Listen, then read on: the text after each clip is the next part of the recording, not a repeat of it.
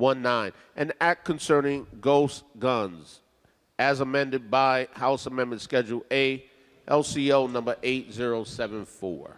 Senator Winfield. Yes, thank you, Madam President. I move acceptance of the Joint Committee's favorable report and passage of the bill in concurrence with the House. And the question is on passage. Will you remark, sir?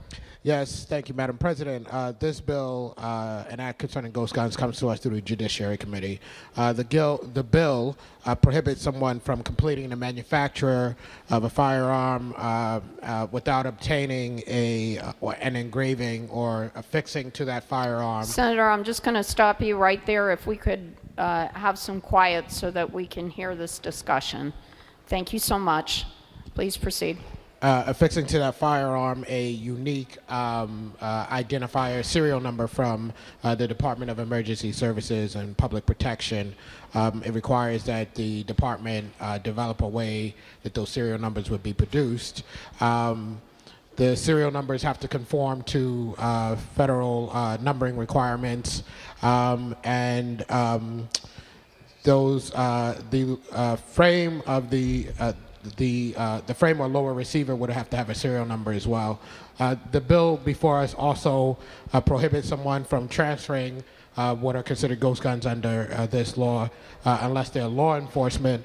It also prohibits someone from manufacturing the firearm that is made from a polymer plastic unless that polymer plastic could pass the walk-through metal detector test. It's a good bill and urge passage. Thank you, Senator Winfield. Will you remark further on the bill? Senator Kissel. God bless you. Thank you very much, Madam President. Good evening. I stand in opposition to this particular proposal. I appreciate the efforts made by the proponents. Even the public hearing, it did not appear that this is a widespread issue in the state of Connecticut. A few isolated cases, but certainly not a giant threat to public safety. And also, it begs the philosophical question as to when is essentially a hunk of metal and its composite parts, when does that actually become a firearm? And it's almost like we want to regulate something that is almost a firearm, but not quite a firearm. And as much as the proponents have worked hard on the language, that question, to my mind, still remains. I watched the debate in the House, and I want to credit Representative Doug Dubitsky. He raised the issue of, we get these catchy titles, and then we move with legislation. First, Saturday night specials, assault weapons, and now ghost guns. And, most of my constituents don't even know what a ghost gun is, but by calling something a ghost gun, the implication is something very scary. Do we want kits flown in from California and other states if they're a huge menace to the state of Connecticut? No, but my position would be that once you've actually created an unlawful firearm, that's the crime already, and you're already in violation of our state laws. And at this time, Madam President, I'd like to yield to Senator Sampson, if he would accept the yield. Thank you, Senator Kissel. Senator Sampson, do you accept the yield, sir? I do, Madam President. Please proceed. Thank you very much to the distinguished ranking member of the Judiciary Committee. I align myself with his comments completely. We are all trying to do our best to make sure that we live in a state that is safe and that we pass laws that are intelligent and thoughtful, that preserve the rights of our constituents since we represent them, and simultaneously do our job here, which the priority ought to be public safety and consumer protection. But I have to ask, Madam President, when we have a bill before us that says an act concerning ghost guns, just how far down in the barrel we have gone to find another gun control bill. Connecticut has more gun control laws than just about any other state, period. And I would argue that the majority of those laws make no impact on crime, and they impact only law-abiding gun owners. And I think it's about time we had that conversation in this chamber. What is a ghost gun? That's a really good question. Ghost gun, I think, refers to a commercially available product specifically, but it's been used to title this bill for some sort of political effect. But I will start tonight, Madam President, by asking the proponent of the bill just that question, if you would be inclined to answer for me. What is a ghost gun? Through you, Madam President. Senator Winfield. Madam President, thank you. And to the poser of the question, I think a ghost gun is any gun, whether it be a gun that is manufactured in whole or in part, that doesn't have the serial numbers as prescribed under this bill. I think a ghost gun would be the type of gun that we today in the news see in Waterbury, a man being arrested for printing a 3D gun and having a bullet in the gun, ready to go. I think a ghost gun are those things that, again, do not have the serial numbers affixed to them as we suggested, so therefore are invisible in the way that we would think of a ghost. Through you, Madam President. Senator Sampson.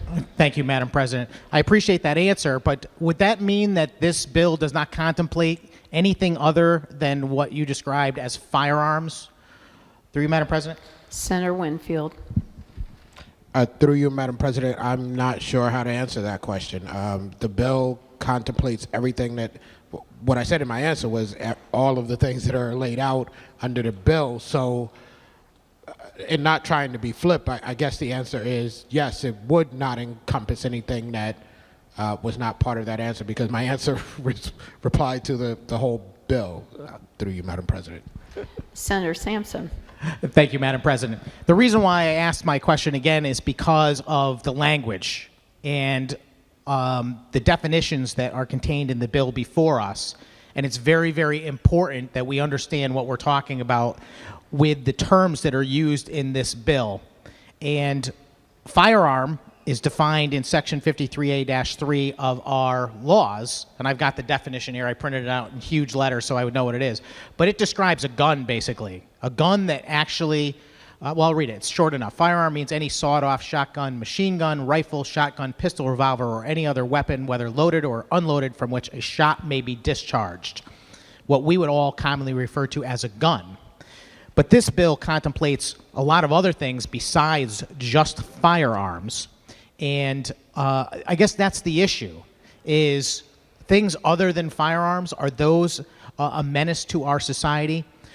Through you, Madam President, has anyone committed an act of murder or violence with a ghost gun that is not a firearm? Through you, Madam President. Senator Winfield.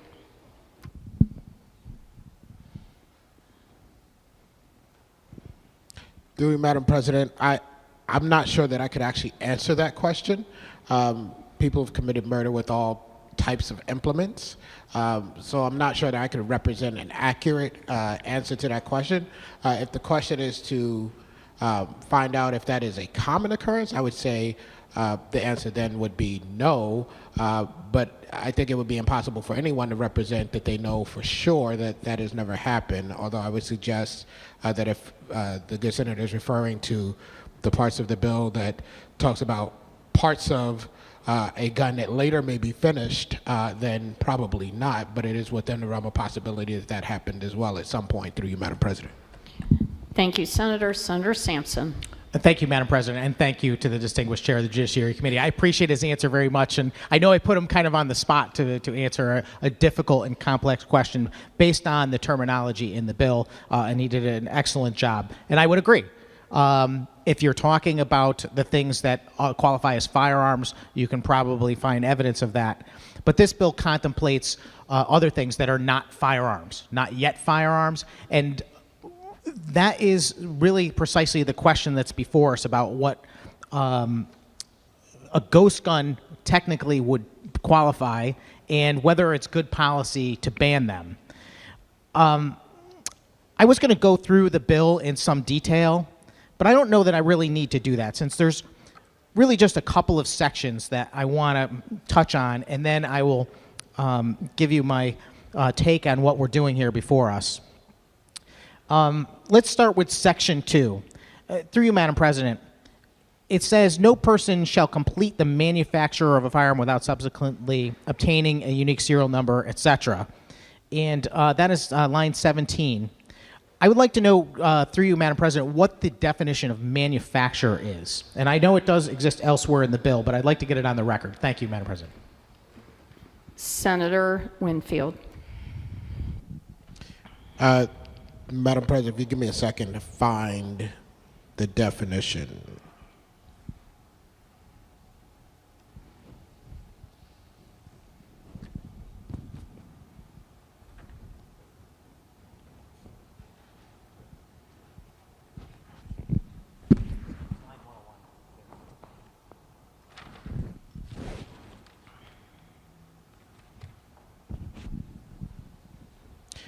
Thank you, Madam President, and thank you to the poser of the question. In Section 2, for the purposes of that section, manufacture means, and I will read from the bill to get it accurate, to fabricate or construct a firearm, including the initial assembly, and that is the definition. It goes on to further explain what firearm is in that section 101 through 105. Through you, Madam President. Thank you, Senator Sampson. Thank you, Madam President, and I appreciate that answer very much. That is going to be very important in a moment. The next section of the bill, after, I think it's still in Section 2, says that once someone completes the manufacture of that firearm, not later than 30 days after, they need to contact our Department of Emergency Services and Public Protection and let them know so that they can provide a serial number which will be affixed to the firearm. It goes on to say that the commissioner of that agency will produce that firearm serial number. They're going to determine first if the person is prohibited from purchasing a firearm, and then they are going to immediately, and it says in no more than 3 business days, they are going to review this person's application and issue that serial number. Is that correct through you, Mr. President, or Madam President? Senator Winfield.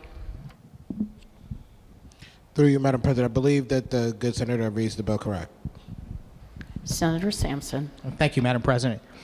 I just say that stuck out to me because I know that when you attempt to get a pistol permit in this state, it takes 8 weeks to go through the background check process to obtain a pistol permit.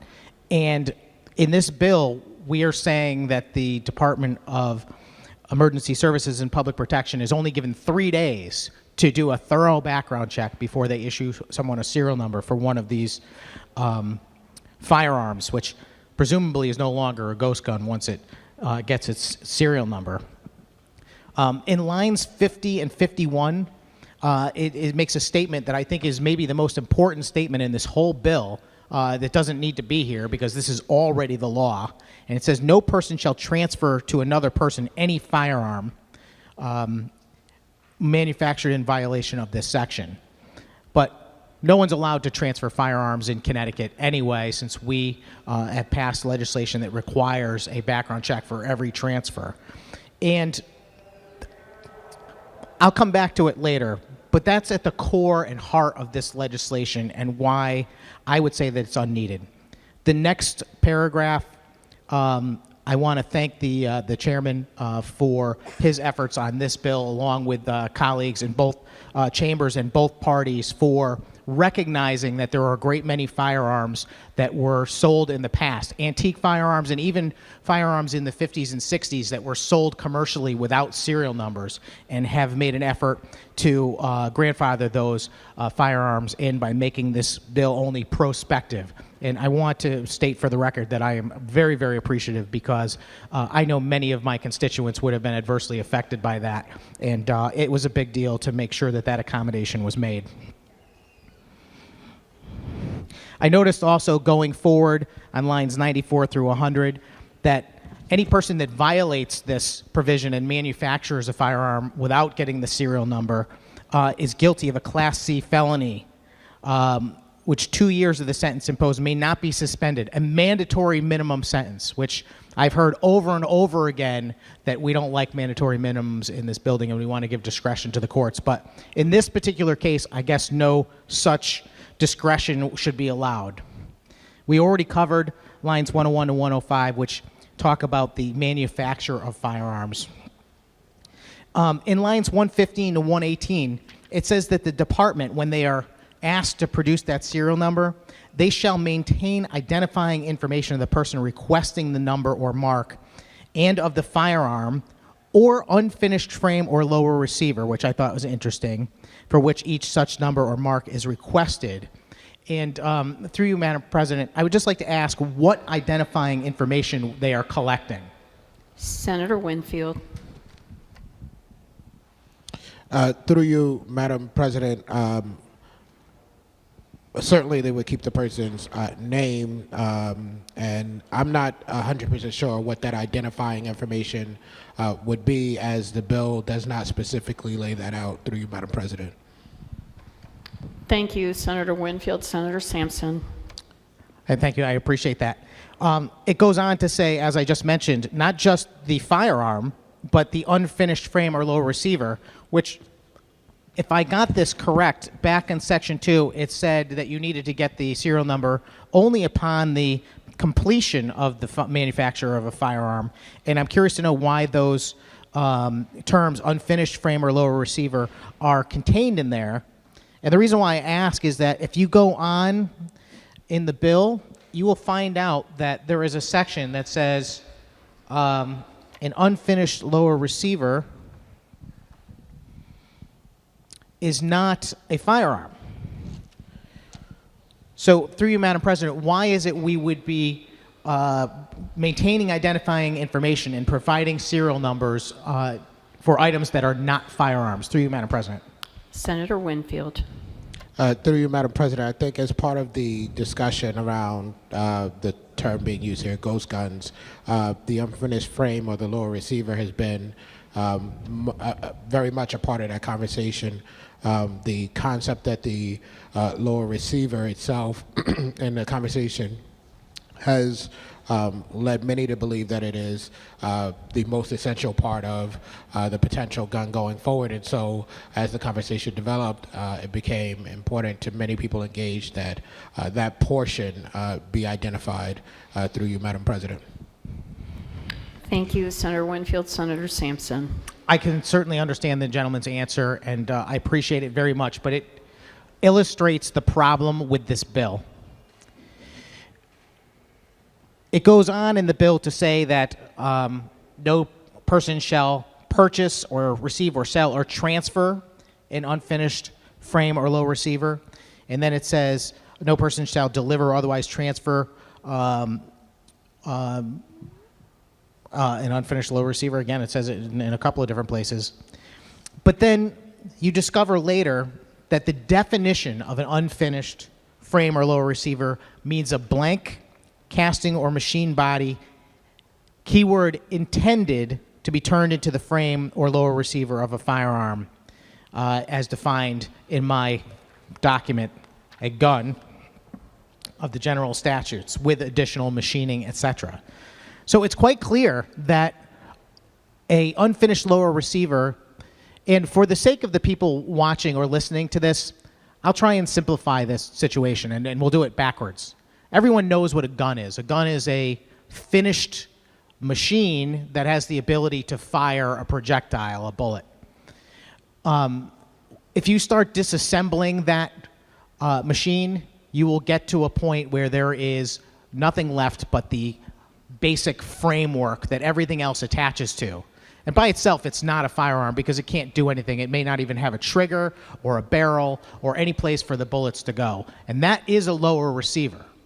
And traditionally, the federal government has considered that a gun for the sake of transfer so they could document what firearms are in possession, and because firearms are often disassembled and assembled as part of the maintenance of them, and they want to be able to track them.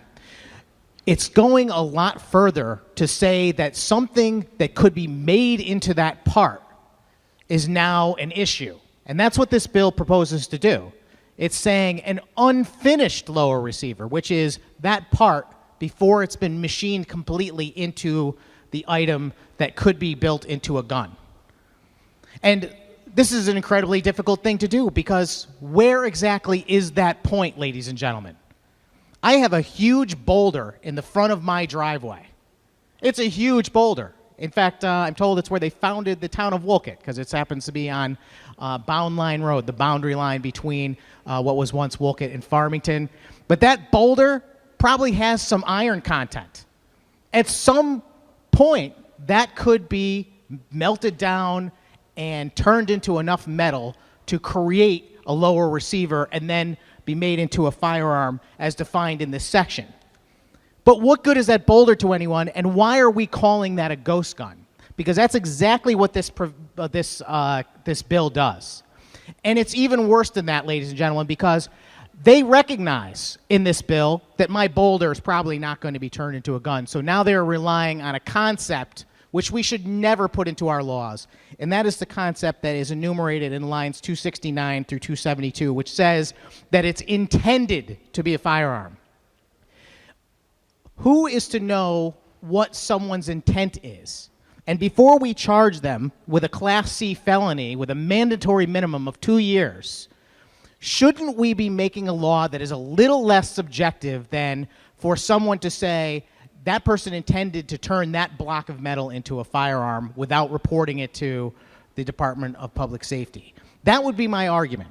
If you go on to read this, it does acknowledge that a unfinished frame or lower receiver means a blank that's intended to be turned, again, a subjective term, with additional machining and has been formed or machined to the point where most has been completed. So I guess it does get a tiny bit more specific, but what is most? 50%? 80%? At what point does a block of metal become even part of a gun? And why are we regulating it to this point? I want to just explain what has been happening in this legislature over the last 10 years that I've been here on gun laws. We keep passing more and more gun laws. I keep voting no on them because they're not doing anything to help anyone or stop any crime. They are only interfering with the rights of law-abiding citizens who want to protect themselves, their families, and might run into a school to save people.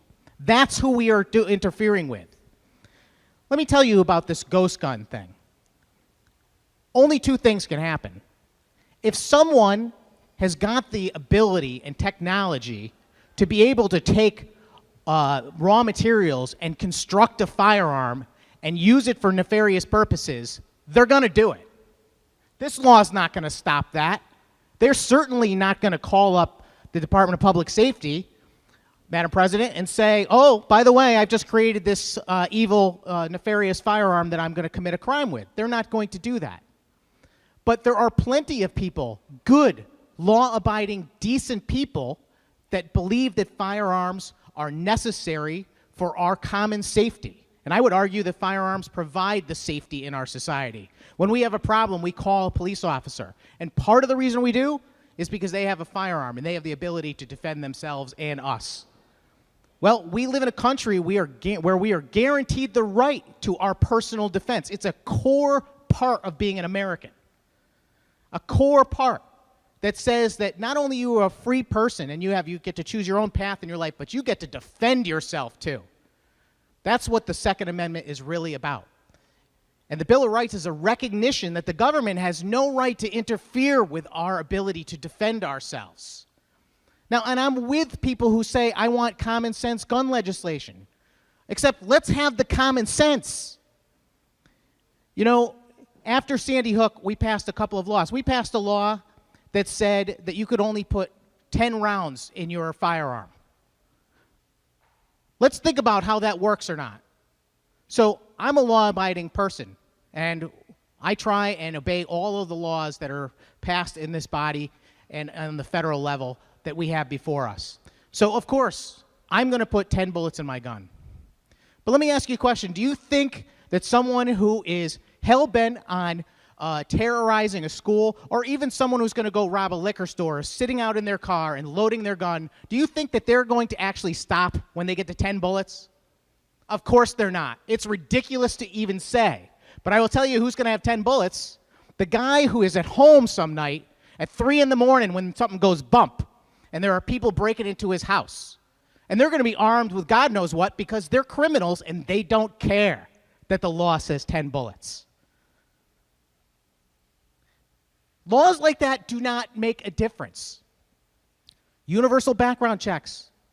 I support universal background checks. I think it's a decent mechanism to try and track the transactions of firearms. I'm fine with that. But let me explain something. Universal background checks are not universal. They're voluntary. If me and the good senator from the 6th District decide we are going to exchange firearms, we're two law-abiding guys, so we're going to go down to the firearm dealer and we're going to process our paperwork and pay our fees and we're going to get our backgrounds checked and we're going to transfer those firearms. But you know what's going to happen if we're not two law-abiding guys and we are planning some terrible crime or act? We're going to go exchange our firearms in the parking lot of Walmart at 2 a.m. Not a universal background check, a voluntary background check. And this bill, Madam President, is more of the same. Ghost guns. When it first came out, I was wondering what the heck that was. What is a ghost gun? Is it an ethereal gun, or is it a gun that belongs to an ethereal person? What it is nothing. It's a block of metal. And we shouldn't be trying to navigate the waters of what someone intends with a block of metal because we can't do it.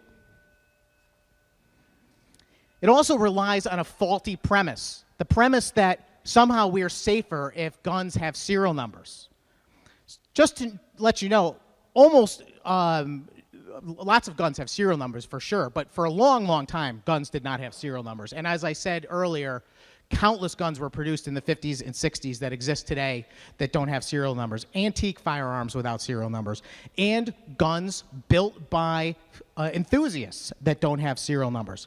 They're almost never used in a crime. Also, a criminal can remove a serial number with a file if he so chooses. The thing is that all it does is it allows the government to have a record of that transaction. But we should wonder about whether or not that's a good idea.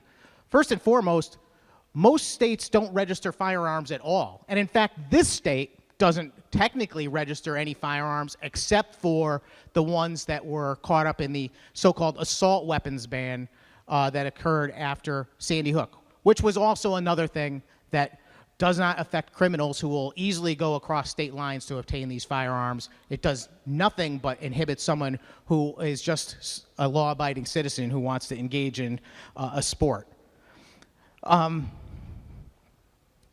History tells us that the registration of firearms can only lead to a very, very bad outcome.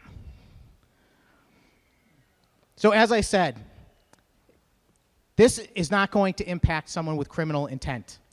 If the person has the means to produce a firearm and do harm with it, they're going to do so. And they're not going to get a record by contacting the Department of Public Safety. So, will this bill harm anyone?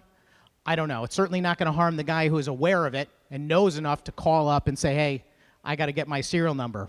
But what I'm worried about is the fact that most people I know are not watching every move that this body makes.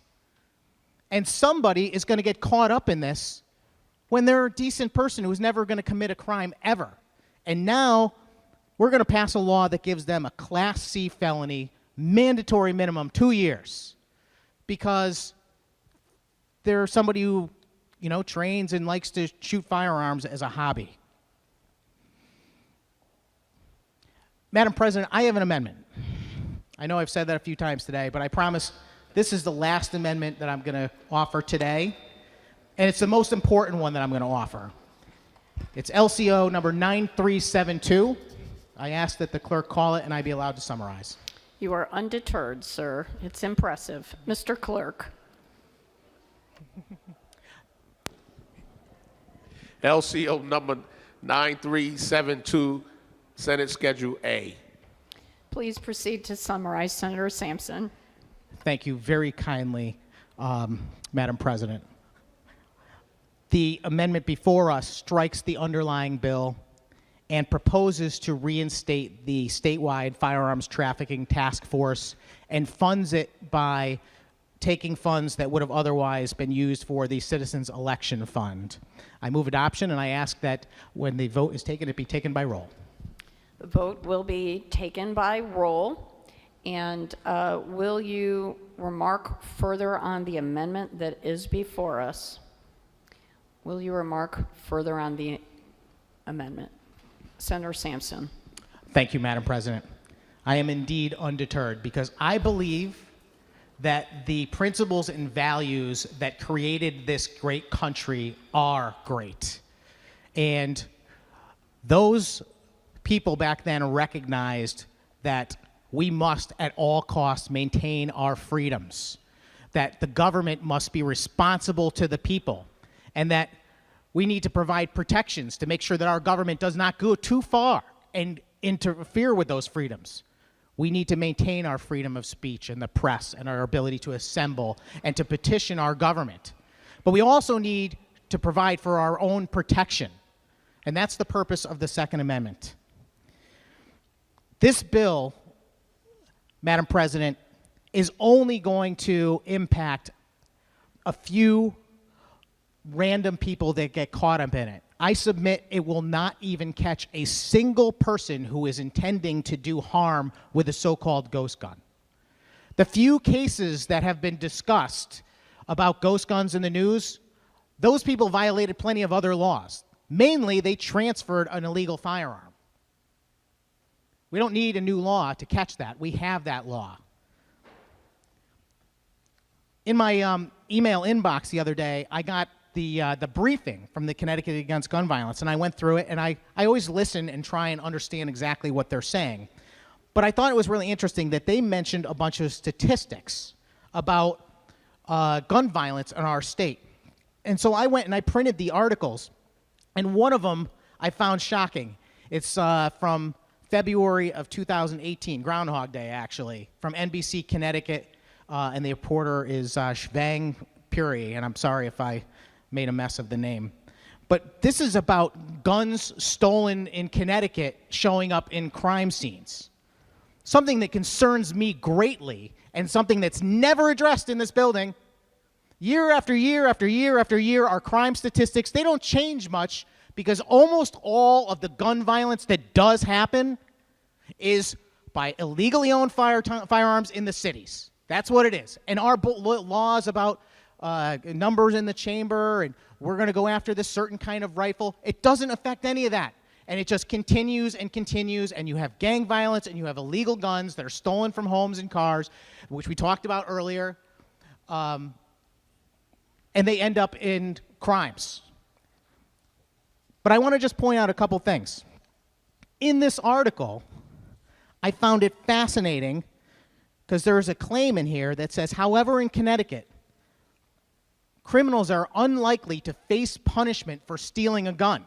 In fact, over the last 5 years, charges for stealing a firearm were dropped more than 70% of the time. And they link to an OLR report, an Office of Legislative Research report, which I printed out so I would have it tonight. And sure enough, I go through and read through the firearm stats, and I have those statistics right here. It says from 2013 to 2017, we don't have anything later than that yet, but it looks like there were a total of around 250, 300 stealing a firearm offenses, but only 50 or 60 each year were prosecuted and the person was found guilty. In more than 75% of the cases, they were nollied. So that goes to something I say all the time when we have this gun control argument, which is what we should be doing. Well, the first thing we should be doing is we should be prosecuting the laws we have. If we're failing to prosecute the laws that we have, then what are good or more laws? We need to actually hold people accountable when they put other people at risk. There's also a bunch of statistics that talk about the repeat offenders, people we know who have committed these crimes in the past. And yet, year after year, this legislature passes more and more policies that hold criminals less and less accountable. We have the Earned Risk Reduction Program that lets people out for good behavior simply for signing up for something they never even attend. We had the Raise the Age bill. There's car thefts galore all across this state because of that. And I would submit that some of these young people that are getting their start in crime stealing cars will ultimately be people that end up in these statistics over here. We need to go the other way. We need to actually prosecute the crime that happens before us. And I know I've been talking quite a while without getting to the substance of the amendment, so I will do that. The amendment does exactly that. After that terrible tragedy in Newtown, this body passed a sweeping gun control bill. And I will tell you, as I already mentioned, some of that I don't think had any effect, but there were good things in it.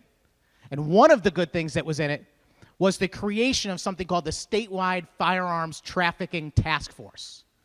This is a program designed to allow law enforcement agencies all across our state to work together in concert to track and apprehend people that traffic in stolen firearms. In the process, they catch all sorts of other crimes, drug trafficking and gang activity and that kind of thing. And I talked to officers involved in that program. But you know what's so sad, ladies and gentlemen, is that that program was funded for 1 year, the year after we passed the bill. And then I guess it was passé, and this legislature didn't see fit to fund it ever again after. This amendment, Madam President, strikes the underlying bill, which will have no effect on catching criminals or making our world a safer place or stopping gun violence, and replaces it with something that actually will. It funds that program again. And it takes the money from something that we can all do without, which is the money that goes into the fund that pays for our campaigns, our political campaigns, the Citizens Election Program.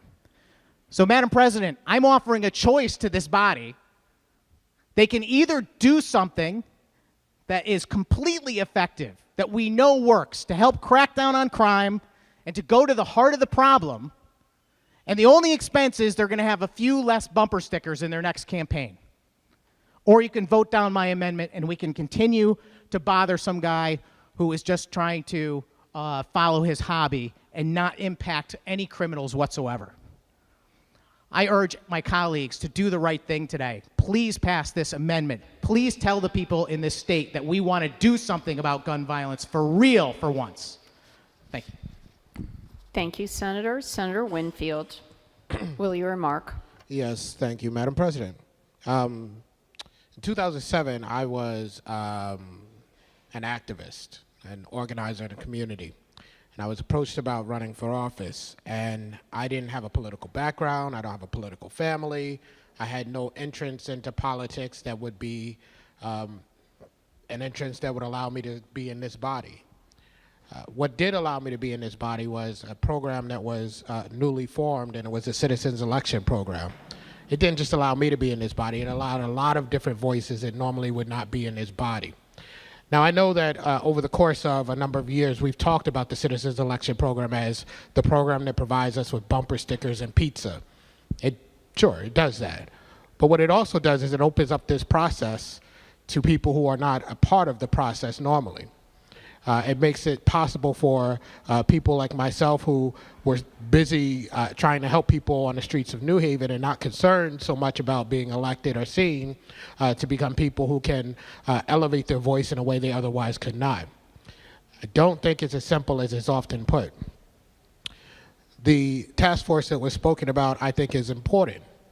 I have been a person who has been talking about making funding for that task force ever since it was created. Those two things being true, what the proponent of the amendment seeks to do eviscerates the underlying bill. I think the underlying bill is important as well. I don't think the choice is binary. I think the choice here potentially could be that as we think about what we want the state to be, we want it to be a state that has this particular law, and by this particular law I mean the underlying bill, and a task force to do the job that we talked about the task force doing. That's another choice that wasn't spoken about in the discussion. Look, at the end of the day, what we're talking about is the regulation of potentially dangerous firearms or instruments meant to become firearms. And I recognize that there are concerns about that, but this amendment is not the way to go about it. And so I rise in objection and would ask people to join me when we vote by roll. Thank you, Senator Winfield. Will you remark further on the amendment that is before us? Will you remark further on the amendment that is before us? If not, a roll call vote has been requested, so Mr. Clerk, if you would kindly call the vote on the amendment, and the machine will be open. Immediate roll call vote has been ordered in the Senate. Immediate roll call vote has been ordered in the Senate. House Bill 7219, Senate Amendment A, LCO 9372. An immediate roll call vote has been ordered in the Senate on House Bill 7219, Senate Amendment A, LCO number 9372. Immediate roll call vote has been ordered in the Senate.